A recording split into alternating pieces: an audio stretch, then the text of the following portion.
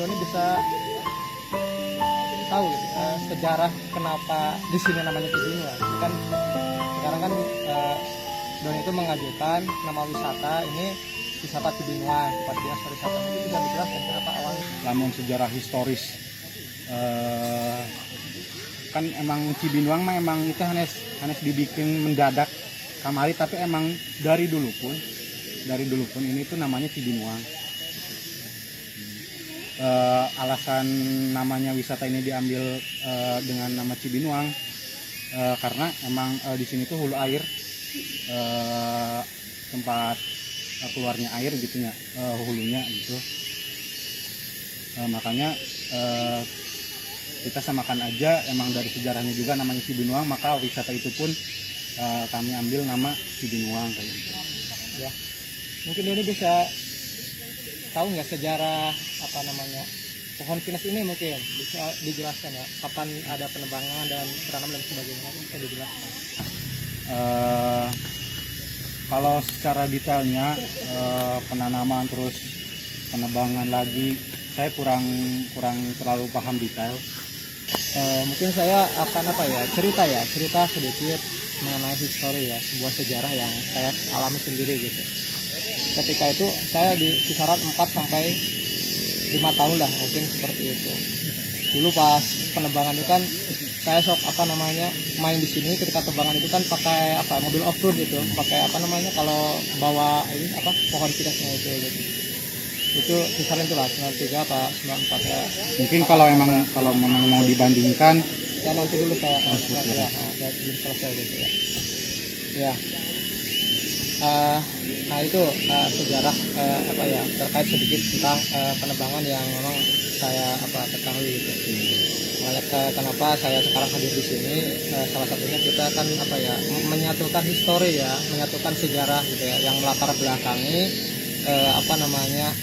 kenapa sih ada pohon pinus di sini dan sebagainya gitu kan ya, yang mana sekarang kedepannya di sini akan dikelola dengan nama wisata Cibinuang. Itu kan saya kira histori itu sangat penting gitu kan untuk sebagai progresif untuk kedepannya, bagaimana untuk mengembangkan wisata ini. Sebelah sini ya kalau nggak salah ini kan jalannya sebagai pembatas gitu ya, itu pohonnya ditanam oleh warga dekat jiran gitu kan ya. Sebelah kiri. Makanya kan kenapa saya ambil historis untuk menyatukan kita, itu salah satu memang kita ambil dari sejarah. Itu salah satu bentuk perjuangan katakanlah nenek moyang Bukit Girang untuk menanam pohon pinus yang sebelah sini gitu. Nah kemudian saya ingat betul itu dulu itu ketika di era Presiden Gus Dur, di era Presiden Gus Dur itu terjadi pembalakan liar. Mungkin Doni lahir tahun berapa dulu? 2000 ya, itu tahun 2000 itu tahun 2000-an gitu terjadi pembalakan liar, terutama pinus-pinus yang letaknya di pinggir jalan. Kenapa? Karena pinus yang di pinggir jalan itu sangat mudah untuk dimobilisasi, ditebang, kemudian diangkut gitu. Nah kita kan bisa bertanya, ini kenapa kok yang di daerah sini pinusnya masih aman gitu. Nah itu kan secara historis ya, secara historis. Nah kenapa pinus di sini aman? Salah satunya adalah adanya peran penting warga ya, gitu. Peran penting warga Bukit Girang dalam menjaga dan melestarikan pohon pinus ini ya. Dari awal memang mereka yang disuruh oleh dinas perhutanan untuk menanami gitu ya. Kemudian secara tidak langsung mereka juga ikut menjaga dan melestarikan pohon pinus ini ya. Ketika ada pencurian di TPS ini ya, getah di sini itu warga juga yang mengamankan lah ini seperti itu, ada pencurian dan kita laporkan ke perhutani dan alhamdulillah pelakunya bisa diamankan. Itu dari sisi historis. Saya ingin menyampaikan di sini bahwasanya pohon pinus ini memiliki akar sejarah yang sangat kuat dengan penduduk Bukit Girang seperti itu. Nah kemudian apa implikasi dari dari awal menanam itu ya, kemudian mereka merawat, bahkan untuk menyadap itu dulu dikelola oleh Bukit Girang gitu kan. Kemudian bahkan warga itu sampai menjaga ya, dulu ketika terjadi pembalakan liar pohon ini masih berdiri. Itu kenapa? Karena salah satu jasa atau kontribusi yang diberikan oleh warga Sekirang untuk melestarikan pohon pinus ini. Coba kalau kita bayangkan dulu orang di wilayah sini itu melakukan pembalakan sudah habis gitu, nggak akan ada yang namanya Cibinong wisata senar itu nggak akan ada. Ketika warga itu memang yang menanam, kemudian merawat, mereka menjaga ya. Nah, ada apa ya namanya sebuah sejarah yang penting juga gitu di antara Gunung Gelis dan Sekirang. Orang tua dulu kita itu sangat menghormati apa yang jerih payah yang telah dituangkan oleh warga Sekirang untuk tadi menanam, mengelola gitu sampai menjaga dan melestarikan. Ada semacam itu. Daerah ini itu adalah wilayah yang memang ditanam kemudian dikelola ya oleh warga Sekirang. Mungkin kita sekarang yang menikmati, orang tua dulu kita itu sampai berkeringat bercucuran gitu ya ketika ini dihabiskan ditebang gitu ya, bagaimana mereka bekerja gitu kan. Nah itu mungkin kenapa orang tua dulu kita itu sangat menghormati mereka, bahkan hanya sekedar mengembala gitu. Nah kita makanya saya mengambil historis atau sejarah itu, salah satunya itu untuk memunculkan rasa kebersamaan kita ya. Untuk kesini saya melihat gitu ya, yang namanya boleh katakan tata krama, unggah-ungguh yang semacam itu yang bisa dikatakan sepele itu ya, tetapi sekarang itu memudar itu ya. Itu ya sedikit terkait dengan sejarah. Mungkin rekan-rekan ya historis teman-teman di sini kan tidak ada yang memahami sampai katakan seperti itu. Bahkan Doni yang notabene sebagai ketua Karang Taruna itu ya kemudian mencanangkan adanya wisata Cibinong, belum memahami ya sisi sejarah sampai sebetul itu gitu. Nah, setelah perjanjian itu keluar, kami membuat kesepakatan bahwa untuk wisata ini kami tutup sementara ya, sampai PSBB nasional dicabut. Ya, boleh misalkan secara fakta PSBB secara nasional itu memang dicabut. Tetapi kita tidak boleh terpaku ataupun hanya melihat PSBB yang dicabut secara nasional. Kita lihat dulu secara fakta di lapangan, cara kita lihat grafik dan lain sebagainya. Virus corona saya tanya ke Mas Doni, sekarang masih naik apa melandai apa turun? Masih naik ya. Apakah dengan dibukanya pariwisata ini sudah sampai berpikir sampai sedetil itu enggak untuk menjaga keamanan dan lain sebagainya? Mungkin bisa dijelaskan. Ya, alhamdulillah kita mempertimbangkan segala hal. Tentunya kami juga selalu istilahnya mempertimbangkan sedetil mungkin gitu ya. Dengan cara apa? Pertama, kami tetap melaksanakan protokol kesehatan. Kita menyediakan hand sanitizer, kita menempatkan cuci tangan, dan kita juga mewajibkan kepada setiap pengunjung itu untuk menggunakan masker. Dan kami sendiri juga alhamdulillah mempunyai dana dan sekarang memiliki masker sendiri bagi pengunjung yang datang ke sini. Apabila memang tidak membawa masker, kami sendiri menyediakan masker itu sendiri. Gitu. Ini tahu nggak biaya untuk satu pasien? Itu pasien corona tahu saya. Nah, itu tanya kenapa? Itu biaya satu pasien itu hampir mencapai 250 juta. Nah, itu biaya satu pasien itu bisa mencapai 250 juta. Kemarin saya tugaskan ada beberapa anak yang untuk mensut di sini gitu ya. Saya melihat yang jaga, bahkan kan fakta sekarang ya, yang jaga pun tidak mengindahkan protokol kesehatan. Nah ini juga perhatian untuk yang penjaga di sini untuk memperhatikan protokol kesehatan itu yang telah dicanangkan oleh ketuanya. Ini mohon untuk diperhatikan gitu ya. Nah kita kan tidak memahami mereka itu yang datang apakah dalam keadaan kondisi sehat atau tidak. Nah di bawah ada cek ini enggak, cek suhu di bawah di pos. Sekarang. Kalau sekarang alatnya itu ada, alatnya ada, tapi emang tadi habis dikonfirmasi ke kadusnya, katanya alatnya sekarang kemarin itu ke desain, alatnya tuh kami kembalikan lagi ke kadusnya dan ternyata malah disimpan di desa. Makanya ya saya sampai nanya ya saya detail itu ya bahasanya seperti itu. Kenapa? Salah satunya untuk sebagai bentuk kasih sayang kita lah sebagai dua dusun yang bertetangga itu ya. Terus di pahitnya gitu ya, orang yang setelah jaga di sini, karena yang datang ke sini kan kita nggak tahu orang dari mana saja gitu ya. Ya di Bahkan data. Nantinya iya, di data. maksud- Kalau iya. misal setiap pengunjung pasti kami tanyakan, kami data dari mana asalnya, kayak gitu. Ya, maksudnya- Kalau emang benar-benar wilayah tersebut jumlah pasien positifnya banyak, ya kami juga mempertimbangkan apakah pengunjung tersebut diperbolehkan masuk atau tidak. Ya. Kami tanyakan dulu tempat asal mereka gitu, pengunjung mereka gitu. Ya. Nah ini juga saya agak kritis juga gitu ya.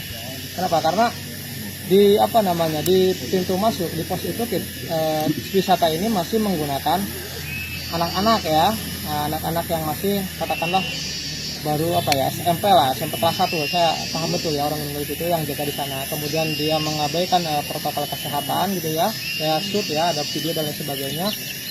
Masih seperti itu gitu.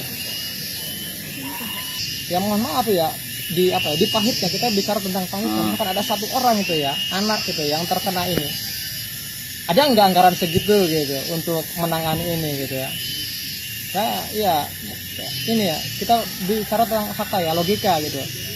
Makanya saya itu ya dari Sekip Girang karena itu sangat menyayangkan terjadinya pembukaan kembali wisata Cibinong ini untuk di saat pandemik masih menyebar lah bahasanya seperti itu. Pandemi masih merajalela. Jadi pada intinya aspirasi yang disampaikan dari Karang Taruna Sekip Girang itu ingin wisata ini jangan dibuka dulu. Ya, itu bahasa itu seperti itu. Ini cuma itu doang? Enggak, bukan itu doang. Ya, ada. Ini terkait dengan selama ini yang kan Gunung Gelis dalam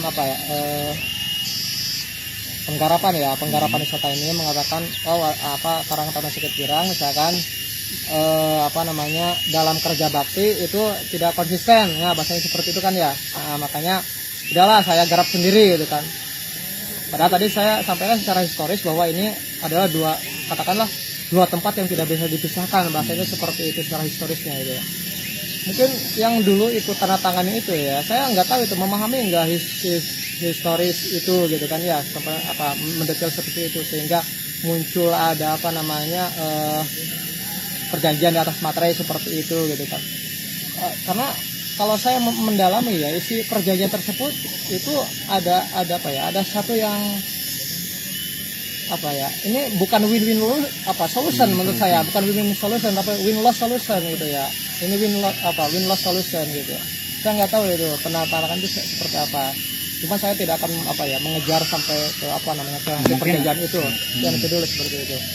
Nah itu tadi ya, kembali ke permasalahan kita ya tentang tenaga kerja gitu ya. Nah dulu ini dari Sekip Girang itu sudah ada yang pernah berangkat ya ke sini kerja gitu ya, sampai sini itu disuruh-suruh. Nah bahasanya seperti itu, disuruh-suruh gitu ya. Jadi disuruh-suruh maksudnya datang gitu ya, cuman dari Karang Taruna Gunung Gelis itu ada yang nyuruh-nyuruh, kamu kerjanya sana gitu. Coba bisa dijelaskan secara detail anaknya siapa yang berbicara seperti itu? Mungkin untuk saya belum mengkonfirmasi. Ya, coba kalau misalkan ada permasalahan. Iya makanya kan saya duduk sekarang di sini Iya, gitu. Maksudnya biar dikonfirmasi siapa, ya. terus kapan, kan biar jelas. Iya nanti kita obrolkan kayak gitu. Iya nanti kan saya mendeskripsikan secara umum dulu seperti itu, ada permasalahan seperti itu, menyuruh bahkan sampai seperti itu. Pada dasarnya struktural wisata Cibinong ini kan belum terbentuk secara benar. Nah, justru kenapa kami sangat menyayangkan ya terjadinya pembukaan wisata ini tanpa konfirmasi dengan Sekip Girang. Nah ini yang saya ingin sampaikan ya, perasaan kami gitu loh. Nah ini kan wilayah katakanlah kita yang menanam, tapi langsung misalkan ujung-ujung ada orang datang dan membuka tanpa sedikit pun pembicaraan itu karakternya itu peristiwa itu sama persis itu, sama pengairan air bersih yang menuju ke sungai itu, tanpa koordinasi, tanpa langsung ujug-ujug bikin air bersih, saluran air bersih ke itu. Kira-kira yang punya sawah di sana itu enak nggak seperti itu? Misalkan jenengan lah, misalkan saya katakan jenengan punya sawah di situ, sumber mata airnya tiba-tiba di pakai peralon dialirkan ke air bersih, kan nggak enak ya. Nah, itu salah satu bentuk unggah-ungguh lah, tata krama gitu. Kita di sini gitu kan ya, kita sudah merawat, menjaga, tiba-tiba ujung-ujung datang membuka pariwisata. Itu mungkin salah satu hanya perasaan gitu ya. Kita itu bermasyarakat bukan hanya dalam aspek hukum saja gitu ya. Saya ingin menyampaikan di sini ya pada teman-teman semua, yang namanya bermasyarakat itu ada 3 komponen setidaknya ya. Pertama, sebuah masyarakat itu dibentuk melalui peraturan. Nah, ini maka yang disebut kenapa di dalam pembuatan wisata ini selalu mengacu pada peraturan, hukum dan sebagainya. Nah, ternyata di dalam sebuah komponen sebuah masyarakat itu bukan hanya sekedar hukum, tapi ada 2 aspek lagi. Yang kedua adalah adanya perasaan. Nah, bermasyarakat itu dibentuk oleh oleh peraturan, perasaan, dan satu lagi adalah pemikiran. Nah, dengan adanya pembukaan yang tanpa konfirmasi ini menyentuh perasaan, itu salah satu pembentuk suatu masyarakat. Penutupan itu jauh lebih memberikan solusi dibandingkan dengan hal seperti itu. Nah, itu mungkin tadi ya saya berbicara tentang COVID-19 ya, kemudian tentang penjagaan, kemudian dari sisi historis itu ya, kemudian sampai tadi tentang dosa, implikasi dan lain sebagainya. Itu saya cuma sekedar kita sesama muslim untuk saling mengingatkan bahwasanya kehidupan itu sampai seperti itu ya. Itu monggo gitu ya, nanti itu kan di sana itu ada ada dalam perjanjian itu ada teks, ada bahasa kerjasama gitu. Nah, jadi dalam hal ini kami dari Karang Taruna Sikep Girang selama COVID-19 ini ya, ini teman-teman tolong dicatat ya, selama COVID-19 ini belum selesai, entah tahun 2020 nanti ataupun lewat 2021 sama belum ada, kita pastikan tidak ada satupun anak kita ikut bakti di sini, walaupun dalam teks perjanjian ada diikutkan dalam kerjasama tim gitu. Saya pastikan tidak ada satupun untuk menjaga anak-anak ini. Bentuk saya kasih sayang saya pada teman-teman semua ya. Jadi tidak boleh ada satupun tanpa izin dari saya untuk ikut kerja bakti di sini. Ini untuk menjaga kalian loh. Ini sangkutannya nyawa gitu. Jadi kita membuka wisata itu bukan hanya duit aja, bukan, tapi tadi ada aspek rohani gitu ya. Kemudian ada penjagaan jiwa. Nah, itu kita perhatikan detail sampai sedetil itu gitu. Makanya kenapa saya ingin ngobrol gitu ya hari ini gitu, salah satunya itu saya sampaikan bahwa untuk selama pandemi ini belum selesai, kami tidak akan menerjunkan satu rawa pun, dan kita akan berbicara mengenai tata kelola rencana kedepannya seperti apa. Itu yang pertama. Kemudian yang kedua ada saya ingin tadi terkait pengkritisan saya ya terhadap tadi yang yang penjagaan.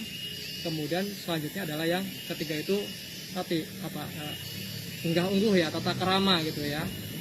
Tata krama tadi membuka wisata tanpa ada pemberitahuan sedikit pun terhadap pemerintahan Girang. Nah, itu